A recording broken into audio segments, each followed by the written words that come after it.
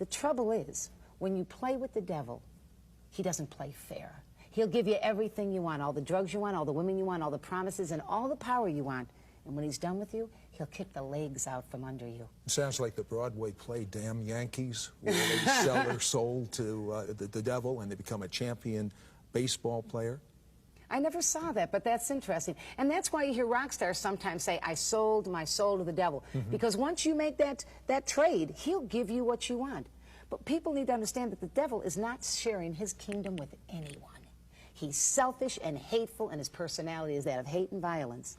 And so as I began to encounter these spirits, from a pleasant person, even though I was a fall-down drug addict, I began to take on the personality of the devil. I began to act. I began to hate. I began to become violent in my card readings. Began to hate? You must have. You had hate no all love the anyway. more. Really? Oh, hate all the more. And I love to see people hurt. Like, I'd like to do a card reading where I knew a man was committing adultery. I'd name names, and it was just an evil behavior. And so here I was with these spirits operating in this power, cursing people. I cursed one man's city, fell 3 stories into a wheelbarrow. Thank God that wheelbarrow was there, because he would have been killed. I was astral projecting. I was studying all this witchcraft. I thought everything was wonderful. The same spirits, as you said in the opening, that gave me power began to turn on me. Why would they turn on you?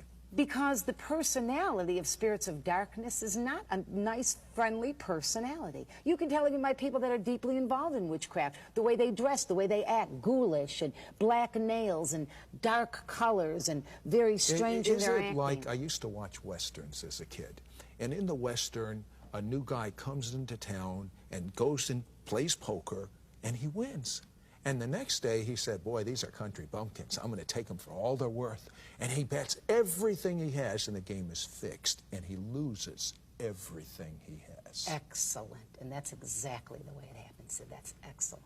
And that's exactly what had happened to me. I thought I had arrived. But as these spirits began to turn into torment, the same spirits that gave me power to read cards and astral project and operate in the solical power, the psyche power, would turn on me. What does that mean? What do you mean, turn on you? It was as if all of a sudden the same voices that would say, this man is committing adultery, or this woman steals at work, or this girl's going to get married last year, when I was reading cards, would now say to me, you should die.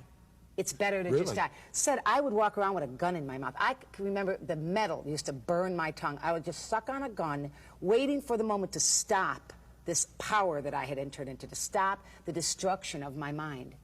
My drugs increased. I would take needles, Sid, and people that were the worst drug addicts in town would not get high with me. I would go into a bathroom and take a needle and bang it into my arms. I had thick growths all the way down. Today you can see they're totally gone.